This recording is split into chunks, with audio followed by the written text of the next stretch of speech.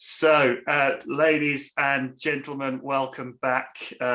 We have a celebrity, a legend amongst us. Needs a little introduction, but first of all, co-founder of charity Happy Days for Everyone, Ibiza legend, personal inspiration for the good things he did. We won't talk about Celebrity Big Brother, shall we? No, we'll leave that one out. Ladies and gents, Brandon Block, welcome to the show, Brandon. Nice to see you, Mark. Thanks for having me, bro. Really, and well done for doing all the work you do. I think it's fantastic. So excellent to be here, mate. Thank you very much.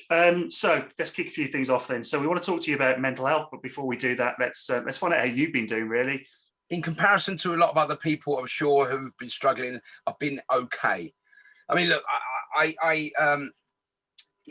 personally, I needed a break from life, and lockdown sort of gave me that sort of reason to shut off for a period of time, right? Which for all the wrong reasons, it worked. But personally, I feel terrible about the whole pandemic because of people who've lost their lives and the whole impact. You talk about mental health, and we might as well just jump straight in, because what I realized was I've got a lot of tools, so I'm able to be aware of how I'm thinking and what affects me. And I know the days when I choose not to go and do exercise and how bad I feel, but I say to myself, look, I'm allowing myself, if it's raining, I don't want to go riding on my bike this morning. It isn't never rain. So, but I have an awareness of me and how I think, and being able to change those thinking patterns. 35k every morning on my electric bike. I know you say electric bike, but I took the power off mostly. I mean, listen, it's still 2.5 hours exercise. I'm still burning 1,000 calories and riding down a canal, getting into nature. And you know what? I watched the canal grow every day. I was watching branches appear, and like the towpath was getting overgrown, and I watched swans being born and then growing up through that summer or for that last year. So there was a lot of real sort of nicey things happening for me. Well, what I was going to say, I went back to when Boris did the announcement the other week about, the final, we are now, on the way to unlocking. I broke into tears, and I realized that, regardless of how aware I am, I've been bubbling in an underlying level of stress and anxiety. We all have, the uncertainty, the not seeing people, the rules you've got to adapt to, the fear of change, which humans aren't great with, learning to live in a different environment and learning to live by a different set of rules. But I actually broke down. I thought, God, I'm thinking about it now, and it makes me feel sort of emotional. Tell me about your new best mate, Chesney Hawkes, right? I would never have believed, right, in a million years that you would be best friends with one of the cleanest cut 90s pop stars ever. So tell me about Chesney Hawkes and We Are All a Bit Mental. So basically, about a couple of years ago, I've been on this journey myself of creating awareness about, mental health and well-being, managing our thoughts and our feelings and our behaviors. I'm a smart recovery trainer. Smart recovery uses the model called REBT, which is very similar to CBT, cognitive behavioral therapy, and the REBT stands for rational emotive behavioral therapy. So very similar the way they work. So anyway, look, Chesney's been a friend of mine for many years, right? We met on the club circuit back in the 90s when, he was doing in Ibiza, Mallorca, when the 90s was still making a resurgence, so like the 80s pop stuff, they were and often be billed alongside house music in another room sort of thing. So, but I'd known Chesney anyway, and we've passed across many, many times, and we became really good friends. And we have kept in touch. We've always sort of kept in touch. And, he'll be the first one to say he's not, as what you just mentioned, the cleanest cut. He's a little bit of a hellraiser in his day. So do we need to censor this bit? Yeah. No, not at all. No, but I saw him. I got in touch because I was just on those, reaching out to old friends as you did, and he said, "Look, have you thought about doing a podcast?" And I said, "Well, I have, but I wouldn't know where to start, And I've listened to podcasts, and they all sound great, and I wouldn't know what. So we sort of played around with this idea of starting a podcast, and I wanted to call it Radio Rental, but that's a very London thing. It's a very, if you weren't in the 90s raving, you probably wouldn't know Radio Rental. But so I said, we are humans as a species. We all have a mental health, and through the last year, let alone before COVID, we knew the world was heading for a burnout. right? Because technology was moving so fast, people weren't able to keep up with the expectations and the targets that we're meant to be achieving. And, they're living in that world of comparisons by looking at, your Instagram and how many likes have I got. So I said, look, we're all a bit mental, really. Yeah. We all have a bit of crazy time about us. And if we judge ourselves too harshly, that's when it becomes problematic. If we're able to sort of say, okay, well, I'm thinking like this and I'm a bit crazy at the moment, or a bit, feeling a bit overwhelmed, or, that sort of thing, and able to take the power out of it. Maybe it was easier for us to cope with, deal with. So I invited Chesney, because I know he's very passionate. He's had his own, history we've all had, moments in our lives that we've had to overcome adversities. And he introduced me to a lovely lady called Lynn Ferguson, who's also part of our podcast, and she's an incredible stand-up, and she's a sort of life coach as well, and works with story. Yep. The story is how your narrative and what you tell yourself on a daily basis, and what you've probably told yourself through your life, how your story changes. And if you look at it and go, oh, I do tell myself that every day, or I've been telling myself that for years. Anyway, it's called We're All a Bit Mental. It's been well received. We've had some great guests. We've got more great guests coming up. Heston's been on.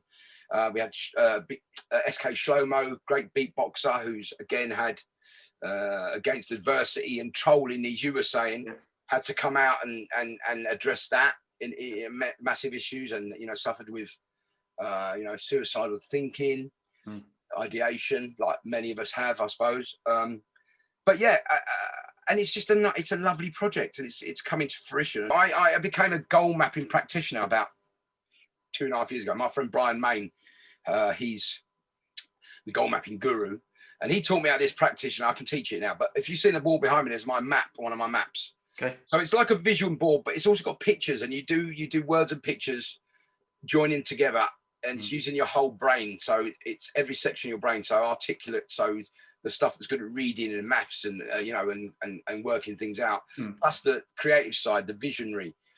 But so you see what you want, like a vision board, but then it doesn't give you a route to get it. It doesn't give you how you're going to get to that vision board. I want the Ferrari, but I'm just going to put it up there. It's not going to just the laws of attraction aren't going to drop a Ferrari on my front.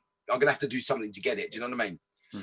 So, so the podcast was one of my things on my goal map, and it's happened. So I think if you set goals with intention and you're in the right headspace to set goals, that will work. So that was something that's slightly different, but there you go. What we have seen is, I believe, and we talked about it earlier, that mental health issues or mental state issues was something that were happening well before lockdown anyway. And now that we've been forced into these four walls, we've been forced to look at ourselves and be more self-aware. And, some of us have been able to deal with that and set appropriate goals and sort it. And others have just gone, wow, this is really me. I didn't realize this was me, and maybe gone into a meltdown. And so it's all about how we deal with those things. But the first thing is to be self-aware, right? It's no good just ignoring it on a day-to-day basis and letting it pass. You've got to address it. Yeah, absolutely. I mean, look, it's once you start this path, I don't say warm, I'm going to let everyone know, but if you're watching this, once you start this path of self-awareness, it will never stop. You're not going to just wake up one day and say, I'm not going to think about how I'm thinking or feeling anymore, because you're programmed to do it. You're going to become aware of it. But, over time, and I suppose for me, it was being aware of lots of different stressful things. And then over time, I've dealt with each one and let go of each one that's not important or doesn't really have a lot of meaning. Yeah. What was it at the time, other than your doctors telling you about to die? Was there anything else that was kind of significant? Yeah, absolutely there was. So look, it was a great time to be part of life, and I'll never regret any of it. I've grown up in, I think personally for me, probably the best era that was on offer to me. I think like the 80s, early 70s, late 70s music, disco and funk for me. Then the 80s, the whole array of music available to us. The 90s, obviously, living in Ibiza, playing on Terrace at Space. Just incredible. And, all right, being on top of the pops, the Celebrity Big Brother, all these things that, you sort of, not necessarily aspire to, but just I've been very grateful that I've been able to do this stuff, just been in that place at the right time. But going back to that, I think what happened was I gained awareness. Okay. And that was only because I think it just, my mind just said, look, I'm not putting up with this anymore. Yeah. You know, I'm not taking the amount of bashing that you're doing to me with, you know, drugs and stuff. Yeah. And I had this moment of clarity. And I think what it was is I realized now that I remember sitting in the hospital thinking, oh man. And it just came, my mind just, I was constantly anxious in a stressful state the whole of my life, which is obviously why I medicated so much. But then obviously on top of that, the anxiety and stress increased when you weren't, when the more you took, the more stressed and anxious you got. And when you came down, the more anxious and stressed you got. That was a vicious cycle. But I had this moment of letting go of that life. My mind actually said, you know what? Don't be afraid. Let it go. Don't be afraid of living without, you know, the gear, and don't be afraid of living life, because it's not going to be as bad as you think. And I remember sitting in the hospital, and every ounce of anxiety and stress and cortisol left me in 1 second. And I was sat there like I've been on an elastic band wound up on one of them things for like 10 years, and it just unraveled. And I sat there and went, How important is it to focus on something that you really, really enjoy? Look, I think again, this is, if we go back to goal setting, one of the tools that we use, or one of the methodologies, is that, you know, if you're setting, if you don't look, everything you do is a goal set. So you put an intention out. Sorry, mate. So for instance, if you set an intention, I'm going to make my bed in the morning. You've set an intention. That's a goal. You've achieved one of your targets. So everything you set out to do is a goal achieved if you do it. You know, so even, you know, brushing your teeth, anything your mind says, right, I'm going to do that now. At the back of your mind, you'll get a quick, I've done that. You know, positive. Positive acknowledgement. So, I think you find that if you're in a negative place, often it's difficult to set goals, because you'll be judging yourself and saying, "Oh, I'm not going to achieve that. If I don't achieve that, I'm no good." And then that will catastrophize and roll into a snowball of, you know, negative thinking. So, look, I think it's very important to have structure. I think it's very important to be passionate. That's the thing. You have to be passionate about what you're doing. If it doesn't have passion and purpose, it's probably not going to be valuable enough. How desperate are you to get back into the club? It's going to be great to be out DJing again. You know, I prefer the outdoor stuff, and I prefer, you know, like daytime, afternoon stuff now. But I think that's going to be the norm for a while. Nightclubs will open again. I mean, it's going to be great. It feels strange. We've been a year out of your life, you're not doing it. I mean, live streaming's different. But, you know, a year out of your life, sort of the stuff you've done which is out of your control. It's a weird one. So, I mean, I think I'm just not going to preempt anything. It's not going to be June the 21st, is it? Let's face it. Well, I don't. Maybe it will. But I'm just going to let it happen. And unfortunately, I work for a charity now, which is great and a really, really valuable job. I'm just going to let life happen. I'm not. I'm going to put any demands or expectations on it. I'm just going to let it happen. So you've been generous enough to do us a set for later on our stream. Tell us a little bit about that, and what can we expect?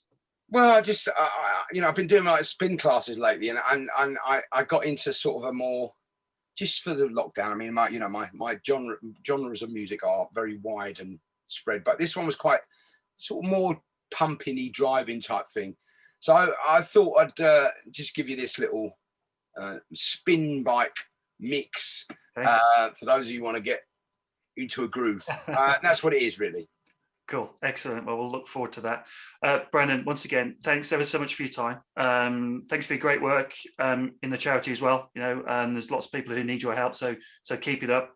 And thank you for being part of Cyber House Party. Great to meet you, Mark. Thanks for the chat. Really appreciate it, bro. Right, thanks a lot. Good work with what you're doing, mate. Thanks a lot. See you soon. Cheers.